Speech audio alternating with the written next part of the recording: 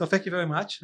Good evening. My name is Galili Shahar, and I'm serving the School of Cultural Studies, and I'm very delighted and happy to be here with you also this evening, and to host the final session of the international conference on considering violence, where my colleagues are sitting with me.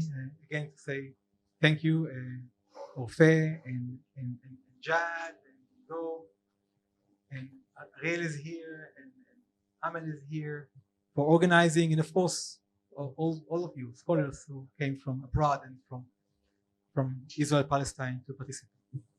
I will just say a few words about this gathering, right? About the seminar of School of Cultural Studies. They know it by heart because it's like to perform again. It's not only to perform; it's to rethink what we are doing in this framework of space and time, namely studying together, what we call Chavruta in Hebrew Aramaic, actually. So sitting and learning together, and why this condition and even impossibilities or difficult conditions of gathering every week during May events, as mentioned, Palestinians and Israelis, Jews and Arabs in this room or in another room, dedicated to the possibility of study not as abstraction of the political conditions, but rather as it's even more than opportunity.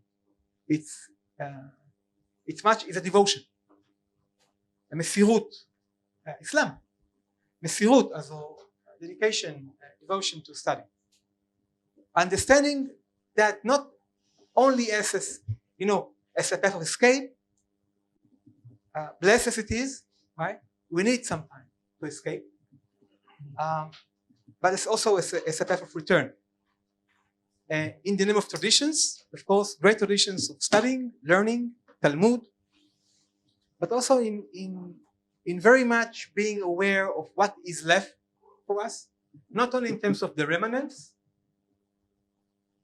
but as conditions and performances of freedom, right? So not simply academic freedom, but the political, and to be aware of it. That sitting together and studying, reflecting forms of life, thinking about questions like language, translation, the bodies between Hebrew and Arabic, and then inventing, world languages and culture to join us. This is what we say yesterday about hospitality. This is what we meant. Right?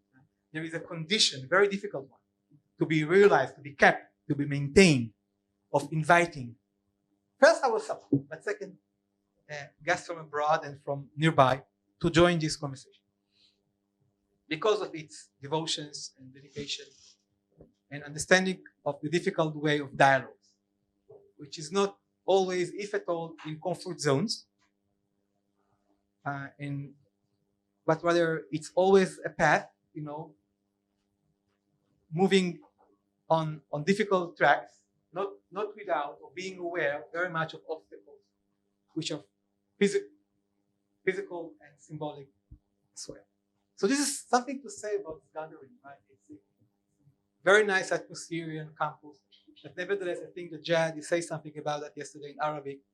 This is Tel-Aviv University is built upon the territories of Palestinian village. It's part of our cognition of structural bias that turn unseen or even abstract in so many forms, right, on campus. And this is, again, the condition that we wish every week to interpret, to acknowledge, but also to interpret, to make it into a common language, if I may say. So this is a word about seminar which I was for 4 years, very honored to participate. I'm almost finishing my term, It's another occasion to say something, honoring this forum, this School of Cultural Studies that made it possible in those times. So many thanks again for gathering this evening. I will, without further ado, ask my colleagues to introduce Daniel Loick and Amal Jammal, who will lecture and respond to each other, and to all, again, our visitors, guests from abroad. Many thanks for accepting the invitation.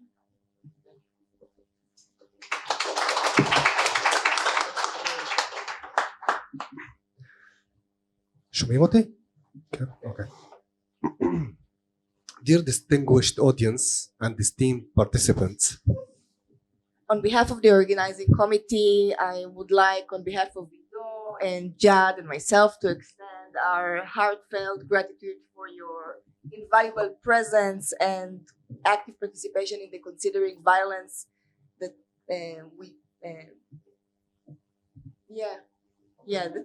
that were going on for the last 2 days. Your unwavering enthusiasm, insightful contribution, and the commitment to collective thought have made this event a resounding success in our eyes. so we sincerely hope that the knowledge gained, connections made, and most importantly, friendships formed during this conference will continue to flourish and inspire future collaborations. May the ideas shared here today pave the way for or against violence with all its elusive forms, especially in our context of intractable conflict here in Palestine-Israel. Now for our keynote lecture, we would like to present Daniel Loick. Daniel Loick is an associate professor of political and social philosophy at the University of Amsterdam. He served as a Fyodor Lenin Fellow at the Barnard College, New York, between February and August 2022. Having obtained a PhD from Goethe University Frankfurt in 2010, he held various positions of institutions in Germany, Switzerland, and the United States.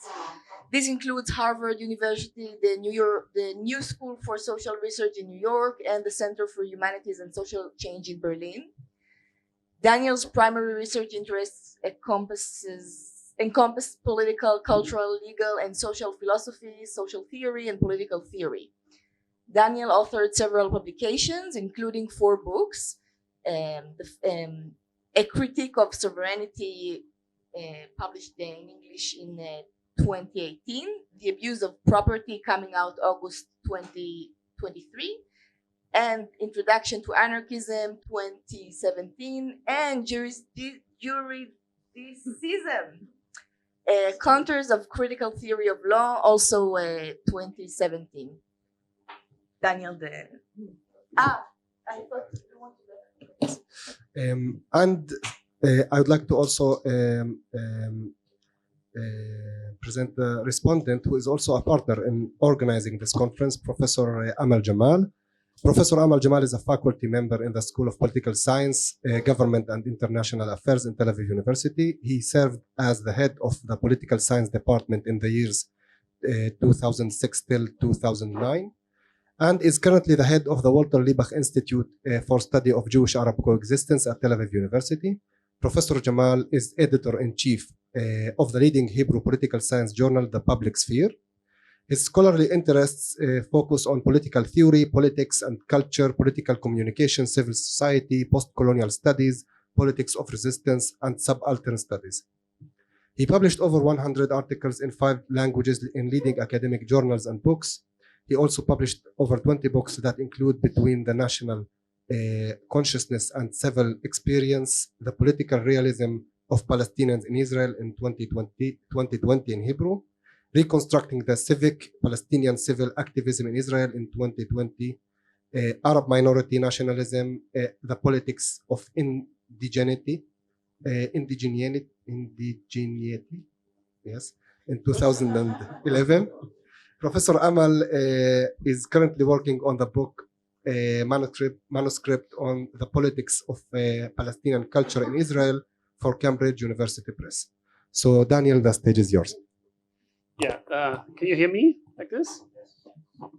Thank you so much for this generous introduction, and also, of course, for the invitation to be here. and for the hospitality that you have extended to us. I thought it was really an interesting, very inspiring, constructive 2 days. I think I speak on behalf of all speakers to extend, really our gratitude to the three main organizers, I can say, Ofe, Ido, and Jad. You did amazing work, and it really shows how much care you brought putting this together and creating this space for us. So thank you very much for that. Also, in advance, thank you for the comments. I don't know if I will stick with my thanks, but I hope that it will be a very interesting discussion. And thanks for engaging so deeply with my work. Looking forward to hearing what you have to say. When I was considering what to do with this conference, with this question of violence, I was and as in particular what I can say about the question of violence from an abolitionist perspective, I decided quite quickly that I would not talk about the violence that is here, that marks this situation. I'm not an expert on that, and I think I cannot be an expert on that.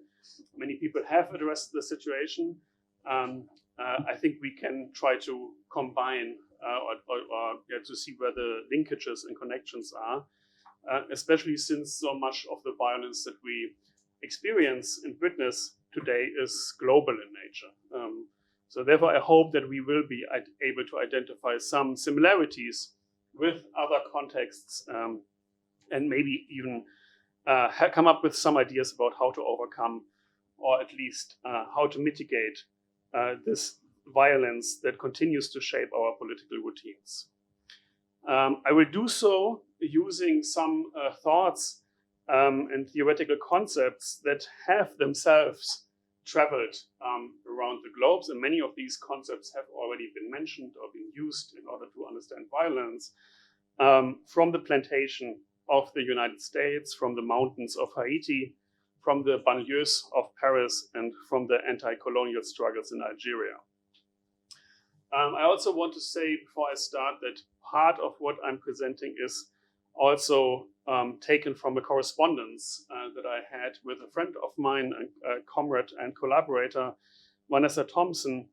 And you can find this correspondence also online if you're interested in hearing Vanessa's response to this or listening to parts of what I'm saying. Again, you can find it on YouTube. So this is a correspondence. These are emails that we have written to each other as a response to a number of police killings that took place in Germany in the first week of August of last year, so almost exactly 1 year ago.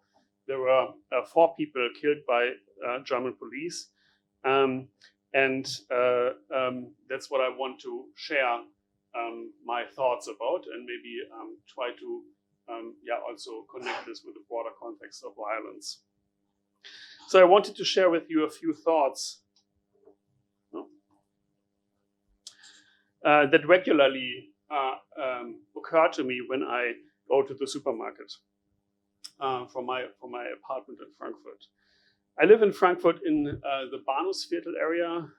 That means the area around the Central Railway Station. And whenever I go grocery shopping, I pass this hotel, the Hotel Mosel, where a 23-year-old Somali homeless man was shot dead by police on August the 2nd last year, almost exactly a year ago. The police have repeatedly corrected their account of what happened, and I don't think we have any reason to believe what they are saying. But it seems we can reconstruct this from media reports that the following is what happened. Birik, this was his name, even though he was identified with another name in the media, and I think this is already a form of violence, the violence of identification.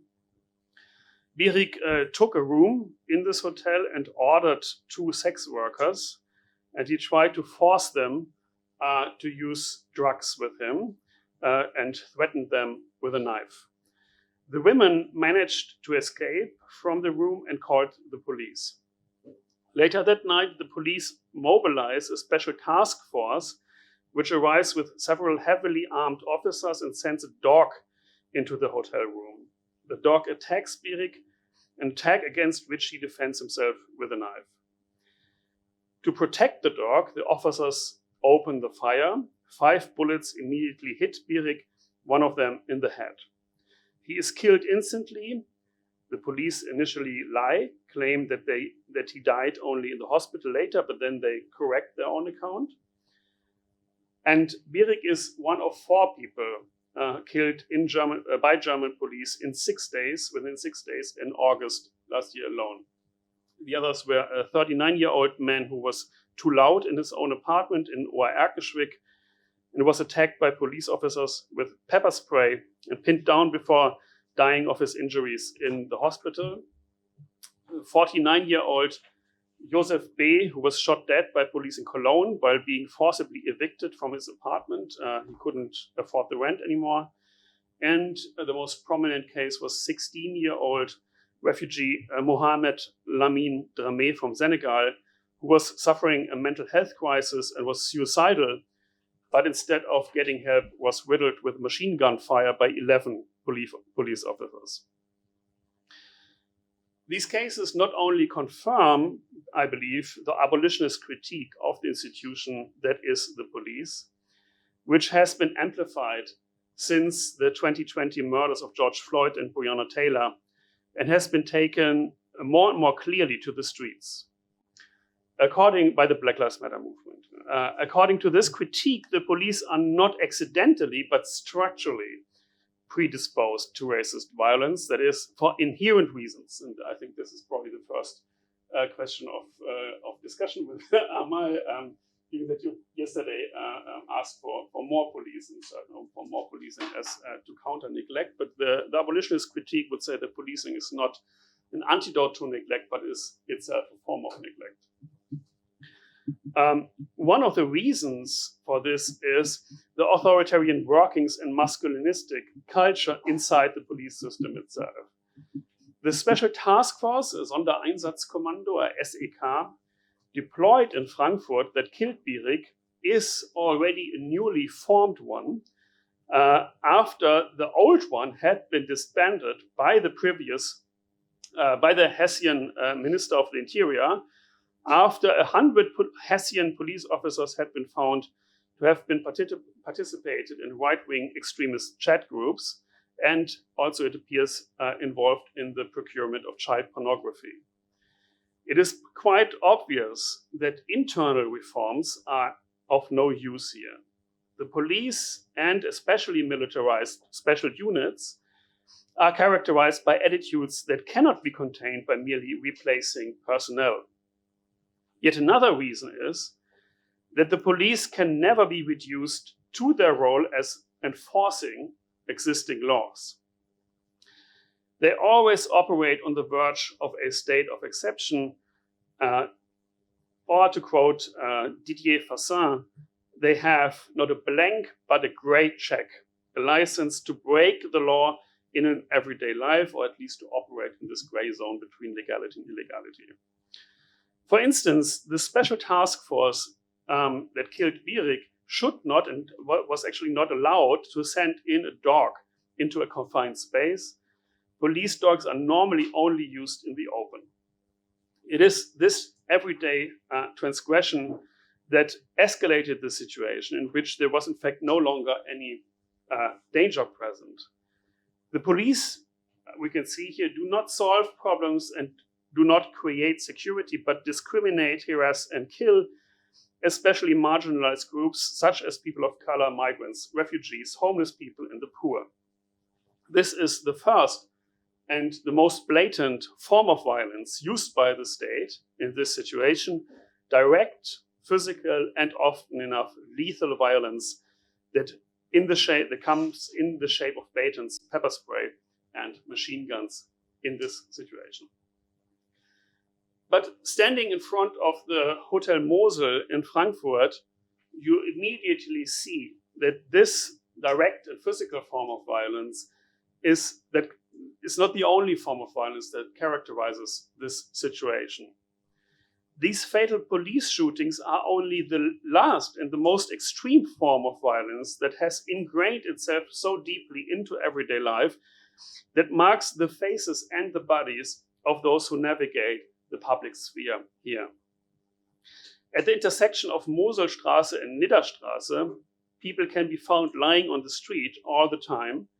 In some cases, there's no way of telling right away if they are still breathing.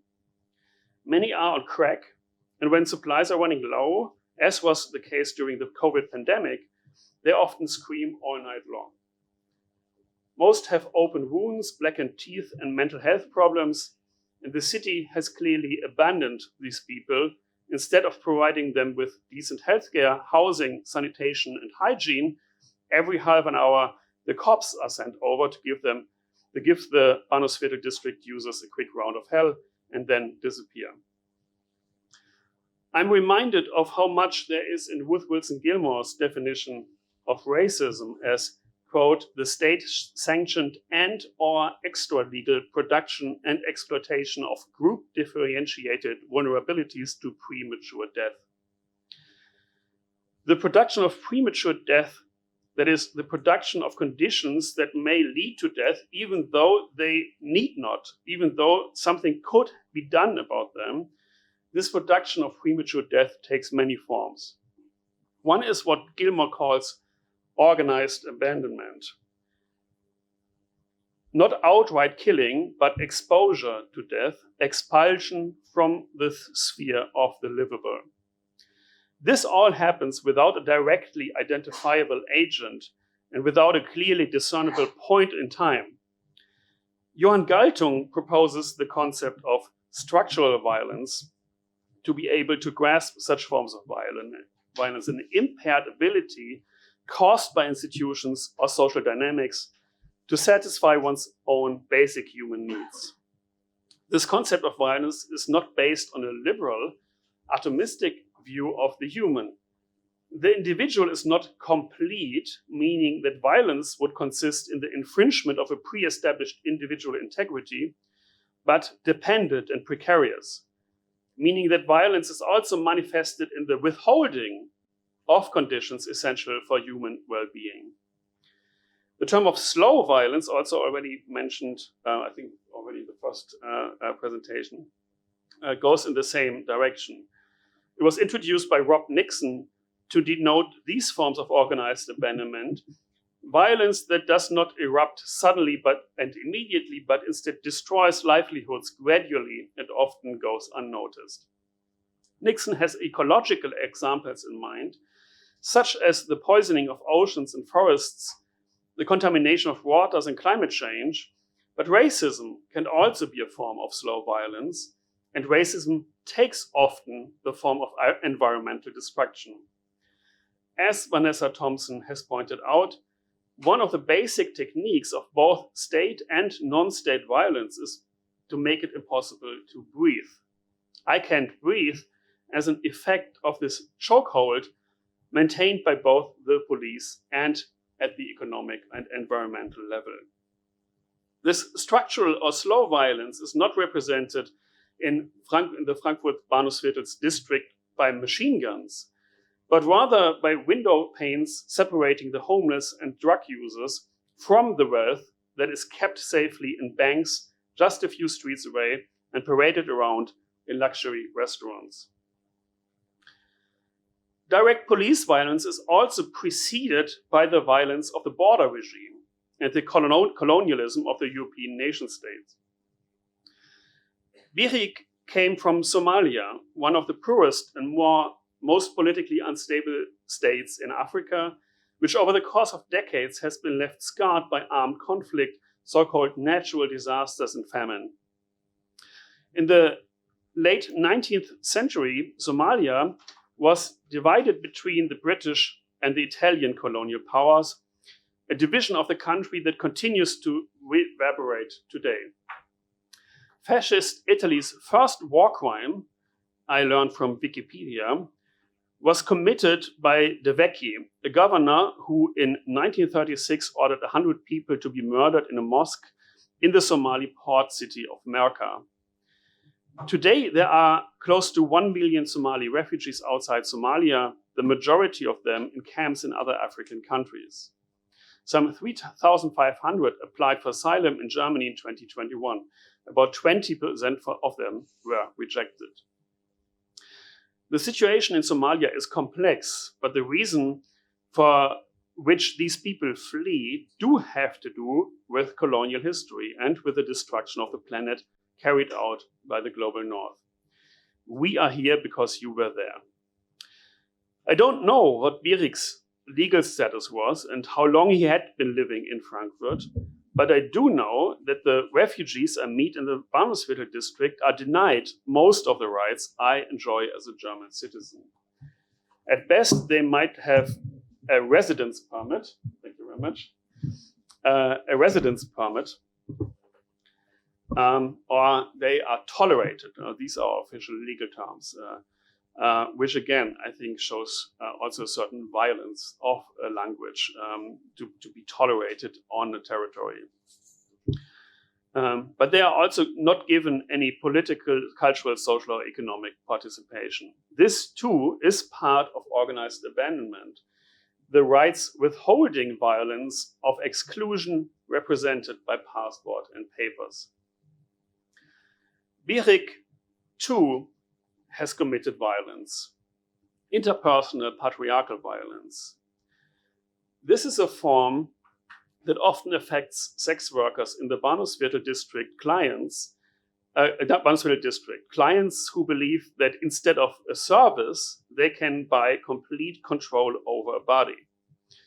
Such forms of patriarchal and heterosexist violence also exist beyond sex work, outside, but also within marginalized communities. Ever since Hobbes, preventing and punishing such non-state violence has been the central legitimizing reason for state rule.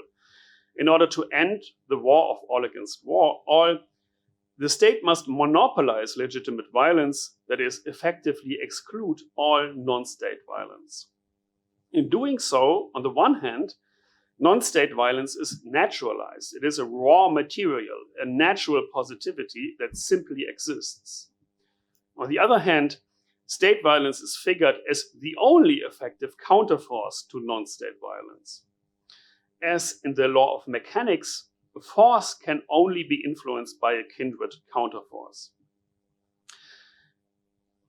On the one hand, this idea dethematizes the social conditions for non-state violence, such as patriarchal cultures of violence, which are not natural. On the other hand, it obscures the question of whether only more violence can in fact help against violence. It seems clear in any case that the police have not ended this war. The police have also not helped the women, whose narratives, by the way, are not featured in the media. They are never questioned. There's no testimonies of them publicly available. So they only are used as an initial justification, but then play no role in the whole discussion. The police have not helped them. They have not improved their living nor their working condition. Most sex workers in the Bahnhofsviertel district did not take kindly to the police, who regularly raid brothels, not to take action against violent clients, but to track down illegalized women and deport them. So they are active actually against sex workers, not to protect them. Self-organizations of sex workers also report that the cops repeatedly harass and assault them. The fact that two sex workers nevertheless seem to have called the police themselves shows that they had no access to other, more effective mechanisms of protection. Thus, the martial theater of deploying a special task force is also a form of organized abandonment, not disproportionate or insufficient means, as it were, just a matter of dosage or fine-tuning, but a placeholder or a substitute for more effective measures. Whenever I have visitors over, who have never been to the Bahnhofsviertel district, the reaction upon seeing the ever-present misery is always the same. How can something like this be possible in this country? This reaction often causes me to haughtily shake my head at my friends' provincialism. Say you don't want to see the effects of the many forms of violence that also secure your way of life? But in fact, my reaction is no more than an emotional strategy to block out what is evident. Because in reality, it is true that all of this violence would not be possible without a universal and by no means fragile acceptance on the part of the majority society. How can it be, as Angela Davis with Wilson Gilmore and the abolitionist movement ask again and again in their texts, that we have learned to accept the fact that large groups of people are blocked in cages for years and decades, that they are systematically disenfranchised, humiliated, and dehumanized? Why does this seem not only normal to the majority, but necessary and desirable? Something you want more of, something to take to the streets or write angry Facebook comments about. The same applies to attitudes towards the homeless and the drug users in the Bahnhofsviertel district, who the majority of local residents not only do not want to help, but against whom they demand an ever greater police repression. Part of the answer certainly lies with the media, which are complicit in constructing black men as dangerous perpetrators of violence, not the least by inciting moral panics, as analyzed by Stuart Hall and his collaborators in the landmark study Policing the Crisis. A parallel between Birik's case and that of Mohamed Drameh in Dortmund. Both times, an entire special task force, more than 10 heavily armed cops, had to be employed against a single man armed with a knife. In Mohamed's case, against an underage refugee who had lost his brother to the EU border regime on the way to Germany and wanted to turn to the knife against himself, having previously tried several times in vain to get psychological help. And yet, the causes for this universal moral indifference to the life of black, poor, destitute people lie much deeper than simply the media. I often think back to a letter to the editor of the Frankfurter Allgemeine Zeitung, a journal in a newspaper in Germany, that was written during the COVID pandemic by a medical doctor who lives in the Bahnhofsviertel district. Anyone walking these streets, she wrote, is permanently, quote, on the brink of failure to provide assistance. So this is a technical legal term. Failure to provide assistance is like you are legally obligated to help somebody if you see somebody in need. And she says, well, if you walk through the Bahnhofsviertel, you're constantly doing that because you're not helping who is obviously in need of help. And she was making this case that failure to assist is not an inaction. It's not simply not doing something. It is something we actively do. Failure to assist is a form of violence. It's not just not committing violence or not being an obstacle to violence, but it is itself a form of violence. When I reflect on my own involvement in the violent panorama of Frankfurt's train station district, I realize that it is not simply indifference that forms the psychological precondition for this failure to act. It's more than that. It is to actively, specifically put oneself into a relation. The relation towards the environment proffered to me as a white male with a bit of economic and cultural capital in the Frankfurt Bahnhofsviertel district most closely resembles that of a consumer. Walking from my apartment to the supermarket, I'm constantly offered something to purchase. Drugs on Nidderstraße, sex on Moselstraße, organic products on the Bio-Supermarkt in Kaiserstraße. This being addressed as a consumer, gives me the option to dispose over the labor of others, their bodies and services. Eva von Redeker describes the formation of modern-day subjects with a category of phantom possession, ownership of a phantasmatic good to which no actual material property need correspond. Even with the emergence of the modern idea of property as an absolute material dominion, she elaborates, the empty-headed have-nots were compensated by the fact that while they were given no land or money, they did receive participation in this fantasy of a fictitious social power of control. The white male have-nots were bound to the emerging capitalist property order by the promise that they could participate, at least affectively, in the material dominion of the bodies of women and racialized others. As a consequence, the phantasm of property-shaped dominion emancipated itself from the use of material things. Eva von Redeker's reflections relate well to W.E.B. Du Bois's notion of the wages of whiteness. The idea that after the abolition of enslavement in the United States, white workers preferred to show solidarity with their own white exploiters rather than with black workers because they received an extra wage, a psychological supplement that enabled them to feel superior to their racialized colleagues and thus effectively integrated them into the system of capitalist exploitation. Exactly the same happens today when the owner of a hipster hair salon in the Bahnhofsviertel district identifies more with the Deutsche Bank investment bankers than with the homeless people outside of her business.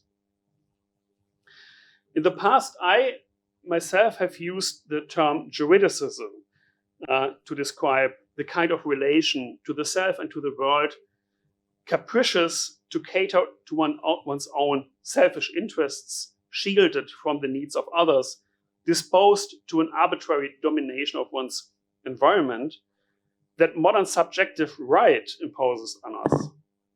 As the subject of rights, a legal person we perceives the world through a lens of entitlement and obligations. Only the bankers, not the homeless, have a legitimate claim to the possibility of eating Breton red mullet and marinated cockles at the Weinsinn restaurant on Weserstraße. No one questions the system of claims or entitlements, mostly not even the homeless people themselves. Right generates a title, an entitlement. And this subjective sense of entitlement is as sacrosanct today as the sovereign's claim to the throne by God's grace was in the Middle Ages. And subjectively, this sense of entitlement is a prerequisite for recoding the suffering that I see in such a way that it does not fall within my jurisdiction. It is none of my business. Yeah, so I see homeless people, but why do I not do anything? Because I'm not obligated to. Yeah? And I'm arguing this comes because of a certain form of entitlement that is shaped by the modern subjective right concept. Giving money to someone who asks me is not my obligation, but rather a charity. It's a form of generosity. In the system that they have made, says Bertolt Brecht, humanity is always an exception. But in my book, Juridicism, I have not yet sufficiently understood that the genesis of legal subjects is not only unequal. Not all can become legal subjects. Wierig, for example, could not. So it's not only unequal, but it is also relational. Not only do I have more legal options than many other Bahnhofsviertel residents, I have also legal options over them or concerning them. I can exercise my legal rights over others. The clearest way to exercise my rights is to call the police. Through the authority vested in me by means of citizenship, paycheck, and whiteness, to invoke the state's monopoly on the use of force or violence to assert my private interests. In Mississippi, after the formal end of enslavement, The special racist laws of the black codes allowed any white person to arrest a black person if they prematurely terminated an employment contract without proper cause. A line of continuity can be drawn from this to the unequal access regarding the means of state power in contemporary racial capitalism. When my white neighbors call the police to report perceived or real rule breaking by people of color, black lives still strike them as something that they can arbitrarily command and dispose of. Birik was not a slave, and racial capitalism is not the same as slavery. But in the relationality of juridicism, something emerges that Saidiya Hartman calls the ghostly afterlives of slavery. This is accompanied by the claim of superiority with regard to the European self and world relations. White legal persons are civilized, controlled, and rational, while disruptive individuals are constructed as savage, uncivilized, and unruly. And this is certainly the case for the drug users in the Frankfurt Bahnhofsviertel. They are not fully fledged legal persons.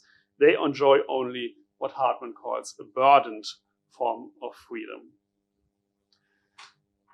Zygmunt Bauman, in his book Wasted Lives, observes the explosive growth since the beginning of modernity of what he calls human waste, or the abject of global capitalism. People whom technical progress have made superfluous. The unemployed, refugees, ghetto dwellers, the indebted.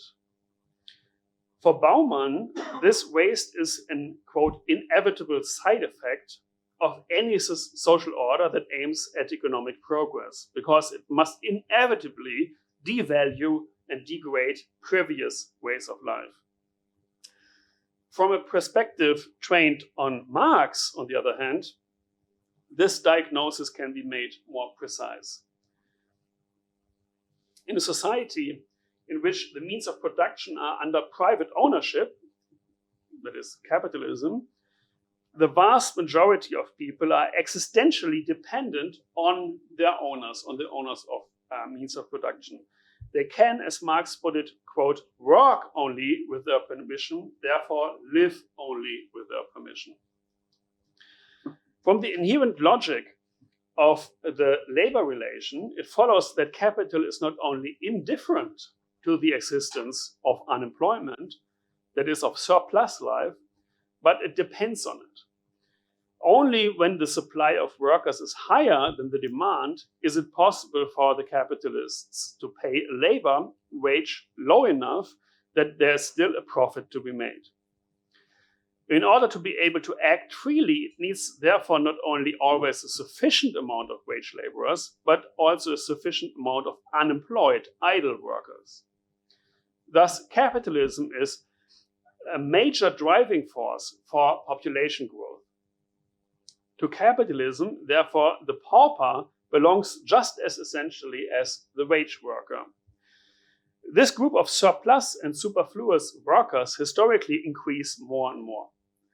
Since through the technical development of the productive forces, more and more can be produced in less and less time, the share of living labor in the production process decreases more and more. So less and less people are needed in order to produce more and more. So that sets free a lot of superfluous workers. Right? But because individual capitalists are driven by the need to maximize profit under conditions of competition, the individual capitalist cannot simply pay her workers the same wages for less work. She cannot react to the release of labor power by reducing working time. On the contrary, she expels part of the workers from the wage-labor relationship and pauperizes them, while intensifying the exploitation of the others. In both operations, the same social relation is expressed, that of disposability. This word is important in the double meaning of the word disposability. People are available, which means they can be used at any time, and they can also be discarded. They can be put into trash.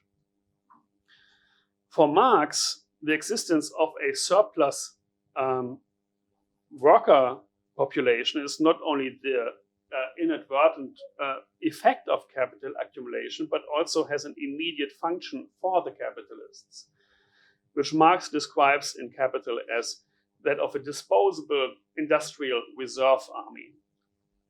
It creates for its changing exploitation needs the always ready exploitable human material, as Marx says. The prospect of reactivating the unemployed for exploitation, however, applies only to a portion of the surplus population. A growing other portion is irrelevant for the reserve army function and need not to be kept available to society as a whole. They are pushed into impoverishment. These people have no choice but to wait, to migrate, or to become destitute. This group includes not only the unemployed who are capable of work and the degenerates, the lumpen, those incapable of work, but those were quotes by Marx, but also what Marx calls vagabonds, criminals, and prostitutes, who Marx calls the lumpen proletariat, which according to him is difficult to organize politically because it constantly is susceptible to corruption by the ruling class. Neither, however, can it be integrated into the institutions of social participation through, say, social reforms or public assistance. Humanitarian or welfare state measures will never be sufficient to contain the consequences of the general law of capitalist development. So the existence of surplus populations will grow, and it will not be possible to integrate them. Yeah, so these are the main takeaways if you have skipped this parts by Marx. Mike Davis, in his book Planet of Slums, has vividly described the impact of these developments in the global economy in cities, especially the mega cities of the so-called Third World. Already more than 1 billion people live in slums, a number that the United Nations calculates will increase dramatically in the coming decade. The United Nations believe that by 2030, it will be almost 3 billion people who live in slums. If one looks at the empirical living conditions of what Davis calls the informal working class, which is the fastest growing social class on the planet, the picture that emerges is one of a humanity that has become superfluous, a humanity that has become surplus. What Bauman, Davis, and many other contemporary diagnosticians register as a mass wasted life at the beginning of the 21st century exists in specific geographies, genealogies, compositions, articulations, and functions. Just as the division between capitalist exploitation and overexploitation, between productive and reproductive labor, the division between population and overpopulation, between available and discarded life, between regular and surplus workforce, runs along complex racialized and gendered lines of stratification. The organization of these divisions result from the interplay of various social institutions and their respective crises, which are not simple reflections of economic interests, but are subject to a relative logic of their own. For example, Ruth Wilson Gilmore describes the specific retention of surplus populations as mass racial incarceration in California as the result of an interplay of 4 different surpluses. A surplus of population, but also a surplus of financial capital, of land, and of state capacity. The prison fix is a way of addressing these different crises altogether by transforming California's national economy into the largest prison expansion program in human history.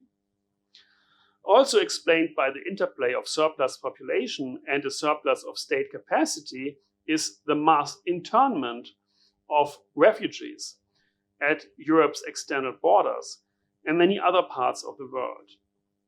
military conflicts over resources and geostrategic spheres of influence, neocolonial extractivism, and the robbery or destruction of livelihoods between ever-growing groups of people lead to flight and migration. And at the same time, these groups cannot be politically mapped within the European nation-state model, which is based on the fiction of a continuity of birth and territory.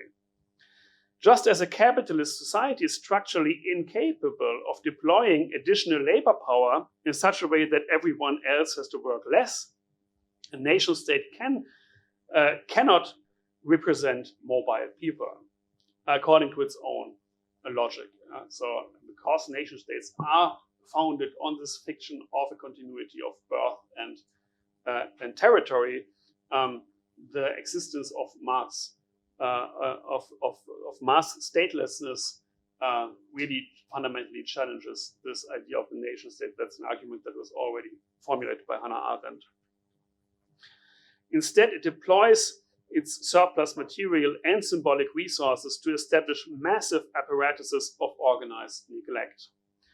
Albeit with different legal legitimacy, the camp, like the prison, serves to forcibly spatially concentrate racialized surplus populations. The production of surplus populations is also accompanied by a profound crisis of gender relations. First, the erosion of regulated wage labor relations and the concomitant displacement of the poor into illegalized economies generalize informal, precarious, and unpaid forms of work often performed by women, such as care work and domestic chores. The urgency of this work is heightened by the toxification of livelihoods, the slummification of the urban space, and the dismantling of state care infrastructures. At the same time, the disposability, in this double sense, availability and discardability of life crystallizes particularly strongly in relation to the female body. This is evident not only in the state's grip on women's reproductive functions through the criminalization of reproductive autonomy, as we can see in the United States, and many other contexts, of course, but also in the exercise of direct, often sexualized violence of women's bodies up to and including rape and feminicide, a tendency that Veronica Gago describes as a war on women's bodies. At the same time, lives located as outside the reproductive function of the heteronormative kinship model face increasingly blatant threats of annihilation. As many queer of color critiques have shown, the different lines of exclusion alter and also intertwine in complex ways. For example, it was primarily migrant and racialized groups that were often ascribed deviant sexuality and were therefore doubly declared to be a danger of social homogeneity. Thus, the irreversible development of the production of surplus populations can be described in all the essential participatory media of bourgeois societies: the economy, the state, and the heterosexual family. The relations of domination involved produce in each case outcast groups that can no longer be absorbed, if only because they have become too large in number. These groups are no longer marginalized groups. They are not located in the periphery, but in the center of social life. Yet, contrary to Marx's view, they certainly do resist in an infinite number of ways, sometimes subtle, sometimes overt, which moreover often contradict each other. In the tradition of attempts that initiatives such as the Black Panthers and other Black revolutionaries have tried to motivate the lumpen proletariat to political action, and of the anti-colonial struggles of the wretched of the earth, as Frantz Fanon puts it, there are many forms of resistance. The agenda of abolition seems an appropriate common denominator for these initiatives, for these forms of resistance. As humanity has become surplus, it has become clear that integration and assimilation are no options. The world must be created from scratch. This is what a project of reconstruction stands for, as W.E.B. Du Bois has formulated in his book of the same name. The day he was murdered by the German police in Dortmund, Mohamed Drameh was reportedly wearing a T-shirt that said, "Free hugs to save the world." Unlike many other social revolutionary movements, more recent abolitionist activism has not focused so much on the question of counter-violence or self-defense, or on the possibility of non-violent resistance, but has instead clustered around a different concept from the outset, namely the concept of care. This corresponds with the idea that human beings are social, dependent, vulnerable beings reliant on caring communities. As such, these communities of care are themselves confrontational. They're fundamentally challenging the careless and destructive relations of violence that are unlivable. The premise of envisioning liberation as care also seems promising to me in terms of collectively breaking free from the differential subjecting regimes of racial capitalism. The perspective on care makes sense when analyzing violence as abandonment, because if violence is more than external repression, if it is also the withholding of essential conditions of well-being, then the response to violence can never simply be counter-violence in the sense of a mechanical force directed against another mechanical force. It must seek to establish these life-affirming conditions. Then counter-violence or non-violence are, contrary to what the term suggests, not negative movements of defense or of holding off, but they are positive movements of production. As Judith Butler describes in The Force of Nonviolence, the response to violence is always about finding ways to preserve the life of the other. This is also the direction of many abolitionist strategies when they call in real political terms for the redistribution from carceral institutions to institutions of social participation, that is, defunding the police and prisons and investing in healthcare, housing, and culture. For a recent interview, Fred Moten and Stefano Hane are interviewed on the rooftop terrace of the Hotel Nizza in Frankfurt, in the Elbestraße, which is interestingly just around the corner from where I live and where Birik died. In the interview, Moten and Hane express a fundamental skepticism toward the notion of care, as it has recently circulated in the abolitionist movement. You can find this interview also online on YouTube.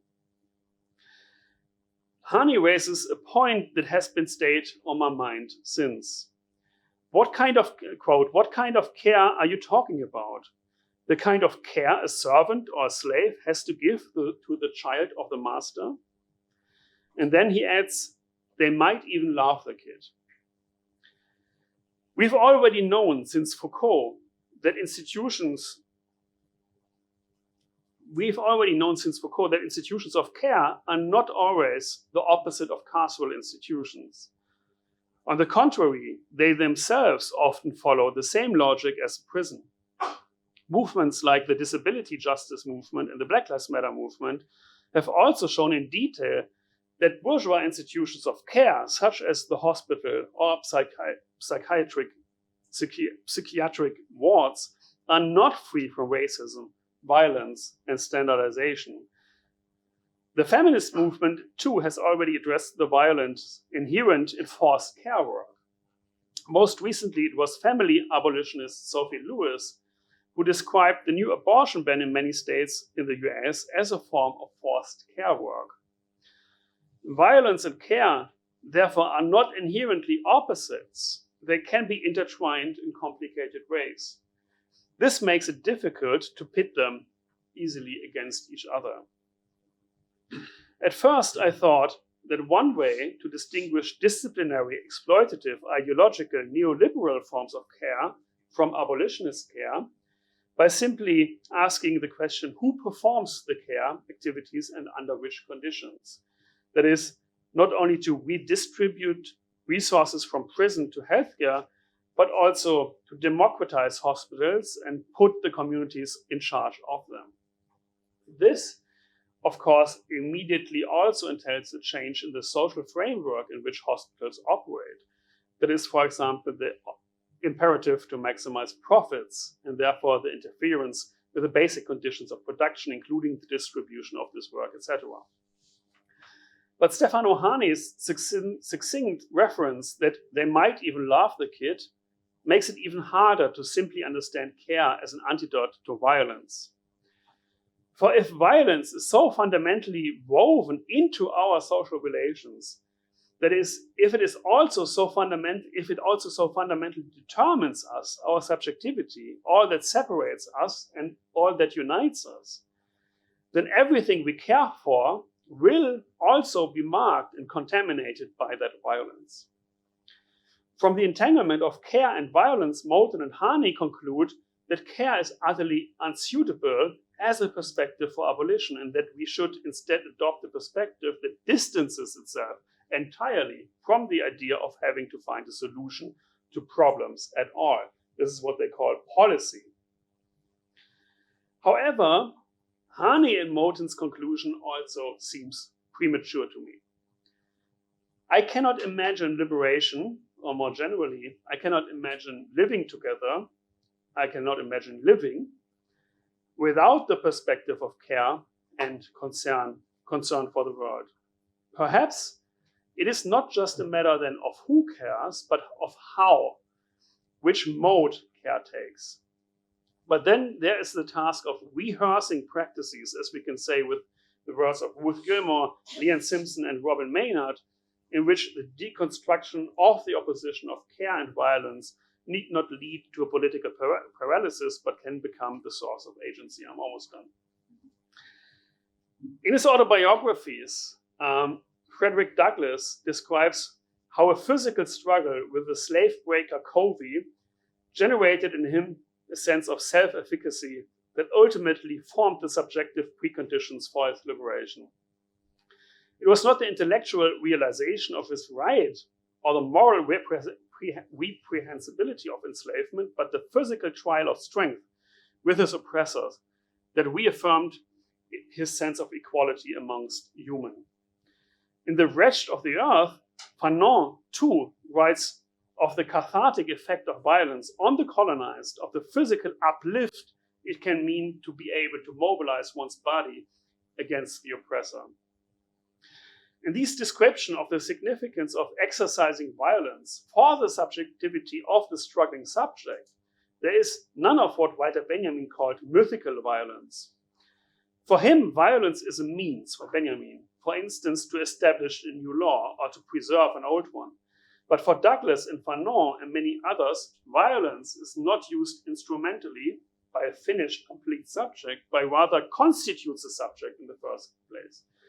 And this subject constitution is the condition for there to be a process of liberation. Subjectivation through anti-colonial violence corresponds to or dismantles subjectivation through carceral violence. How to imagine care unfolding a subjectivizing force comparable to that of decolonial violence? I would like to envisage a form of militant care, which is empowering, in which the empowering effects of the trial of strength with the existing conditions and their representatives are preserved, but which nevertheless takes responsibility for the creation and the preservation of sociality in which, envisioned together with you, everyone can breathe.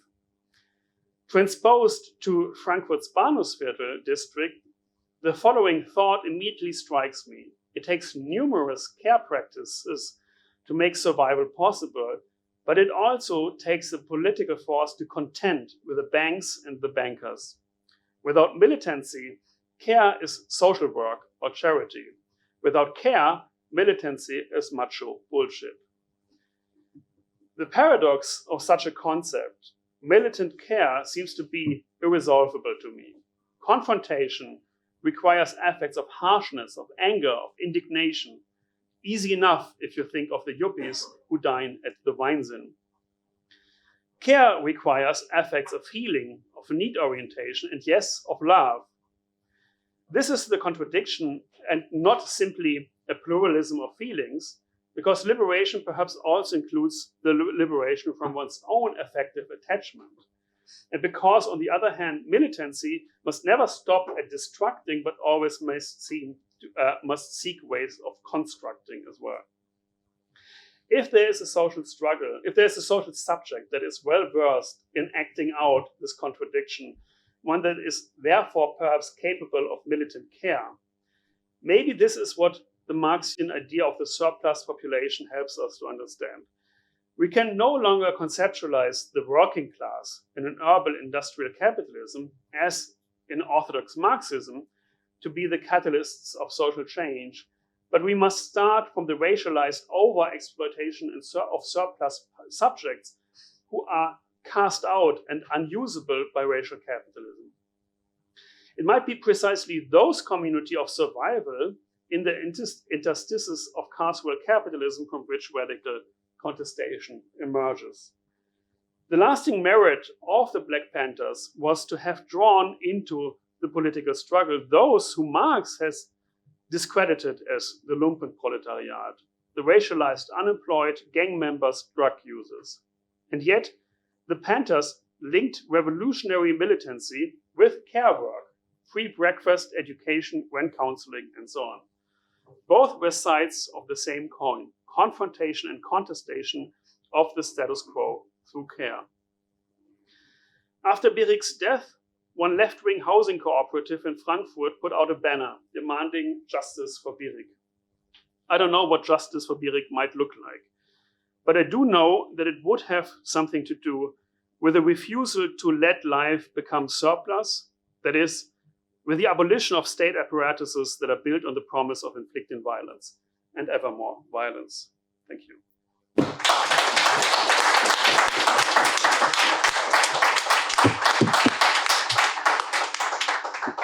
It's very hard to locate you philosophically. I have what to say. Wait a minute. But it's very hard to locate you because you bring together different traditions in order to make a very subtle point regarding the way we should deal with what could be called actually structural violence. And I think we don't have to commit to one definition of structural violence. I think what you bring here is about structural violence and the challenges that we face with this type of violence. Because violence, when violence is between persons, when violence is that of the state alone, we can locate it, we can face it. The problem is that the whole structure is violent. The whole modern structure of the modern economy, modern state, modern way of life, the priorities, how priorities were organized in modern life is very violent. And therefore you pose a very serious question about, the human. What is it to be human, actually? What are we looking for? How we define ourselves. Can we speak about human beings in general? Are there needs of this human agent that we can define and organize around? I think this challenge is very serious. Because if you may sound, in the first reading of the text, you sounded to me very, very pessimistic. very pessimistic. And I think still it is there, your pessimism. Your pessimism is about actually what is to be human. And in a way, the human being comes very rude, very brutal. And therefore, one of the questions that come to mind, is there a way out? Is there a way out? I think, I don't want to cite Hannah Arendt, but Hannah Arendt in her text on violence does speak about, and you allude to that violence leads to more violence.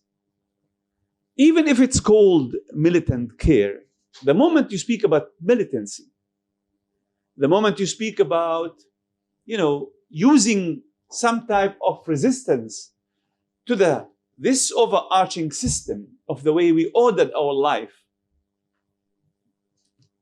then you actually enter the cycle of violence, and by doing so, you actually give power to the powerful because they have the means to impose the system.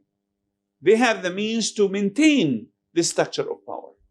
The bankers, the police, the state, the economy is organized in such a way that has the means to maintain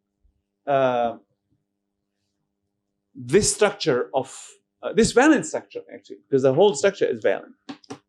But what is nice about what you say is that this way of life is contingent, is historical in the sense it has come about by human agency, and therefore it could be changed. It's not deterministic. It's open to history, and the people you cite agree with you, support this point that we are in a struggle, a continuous struggle. And I don't want to go into existential reading of your text because you're not that committed to existentialism. You're not committed to a very dark future. In the contrary, the fact that you speak about human society organized in a certain way that in which violence is embedded in all structures, and that this institutionalization of human society in this form is historical. This means it opens the horizon for change, and you leave this horizon open. The question that comes to mind is there a way out, and is the way you propose is the right way out? Okay, because I think it's these are very large questions, and I don't think that we with a magic button we can answer. You go a long way in order to show that care and violence are there to stay, have to be combined, and since violence is embedded in human society, care is a way of actually turning or tipping the point. The issue is who are the agents of care? Who's gonna do it? Okay, who is able to do it? And if this human surplus is able to do it, is able to carry out this mission, this historical mission, and we are already, we learned from the Marxist reading, at least the critique of Marx, that the working class cannot carry on, carry this mission on itself. And therefore, it's very pessimistic. Who would be able to do it? It could happen only in the margins of human society, in the West at least. And the question that comes to mind, is the social structure in the West equal to human structure, to human social structure? aren't there other cultures that offer other possibilities that we should look at? Okay, I think the fact that you concentrate on Europe and on modernity is part of the problem, because this is not, this was hijacked. Humanity was hijacked by European way of life, by this capitalist, modernist way of life. And I think we have to pose the question, okay, if this way of life is stuck, if this way of life is there, and it's structurally violent, shouldn't we open the space for other possibilities, other ways of life that exist in other cultures, that are offered by other cultures? Maybe they have the solution. They have to brought in. I don't have a specific culture in mind, but I think in order to rethink what's going on, in order to look at your analysis again, I would recommend, looking at what's going on in other cultures. And even if these cultures are losing their historical way of life as a result of modernization, as a result of the imperial power or the economic capitalist power imposed by imperial superpowers in the West, I think this has to be an opening for a different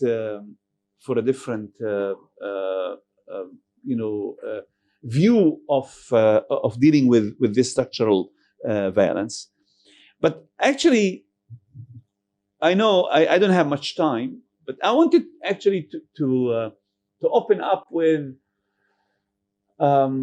You see, I'm very enthusiastic about what you said. So I didn't start with what I wanted to start with, but I wanted to start with two quotes from Martin Luther King Jr. You cited Du Bois and Douglas and so on. I think, and the citation is the first one is as follows: "Our lives begin to end the day we become silent about things that matter." And the second one, "The ultimate tragedy is not the oppression and cruelty by the bad people, but the silence over that by the good people." And I think this differentiation is very important. I think that I would like to leave us with the optimistic option that there are people who care there, and that we should actually try to make people not keep silent. And for that purpose, I have to bring politics in. We are here. I don't know if you are following the news. We are in air conditioned. We are discussing things and so on and so on. I don't know if you followed what happened in Jenin today, in the West Bank.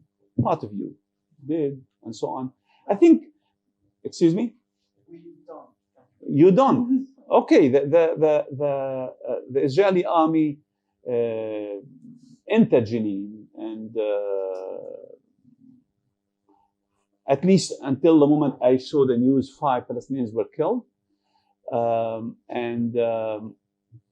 The fact that what I'm trying to bring in is actually that the structure determines the way we analyze or understand violence and how violence should be analyzed. Because the context is very important for understanding violence. If Daniel Loick is right about violence being with us as human beings, and no matter how we organize our society, it's going to be there, I think we have to look at the context, the historical context, as a very important factor, and differentiate between different types of violence. Because different types of violence have to be understood differently, have to be tackled differently. There is no one violence. Violence has an identity. it has motivations, it has ideology. And I think we have to look at where it comes from, what stands behind it, how is it justified, and so on. And I think taking that into consideration could be one way of subdividing violence in order to be able to deal with it. When we take violence as something, generic, it's very problematic to deal with. Whereas when we are able to deconstruct violence and mark it and give it a face, we have to give violence a face, because there are agencies behind violence. There are people behind violence. And these people have to be pointed out as such. Because when you speak about the police, when you speak about the state, when you speak about the economy, and so on, this metaphysication of violence becomes problematic. I'm not for essentializing identities, or I'm not for essential ontologies of violence. Definitely not. I don't think that some peoples are more violent than others, or some structures are violent than others, and so on and so on. But what I'm saying is that we have to give violence a face. We have to tie people to violent action. And when we do so, I think we are able at least to start dealing with it. Because different violent actions need different solutions, need different answers. And therefore, militant care as a generic answer could be, it's a very nice idea. But it's too general to enable us actually to tackle different types of violence in different contexts.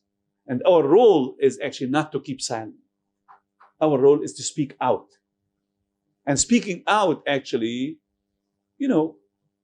could be a certain type of violence, but when we, compare it with other types, with brutal violence, with structural violence, it could be tolerated. Or in other words, what I said yesterday in my talk was not inviting more policing, is that the structural violence imposed by the Israeli state is making people to think that more policing will solve the problem. And this is the problem.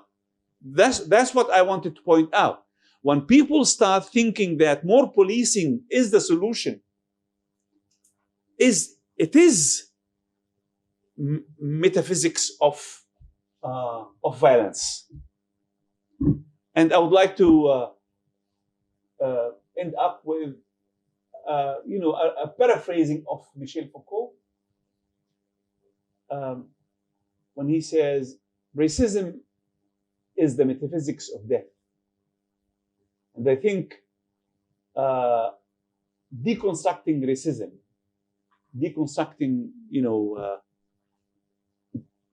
the way we stratify societies, the way we classify cultures and peoples, and so on, especially thinking that European way of life, modernist way of life, capitalist way of life is equal to human life, okay, it becomes problematic.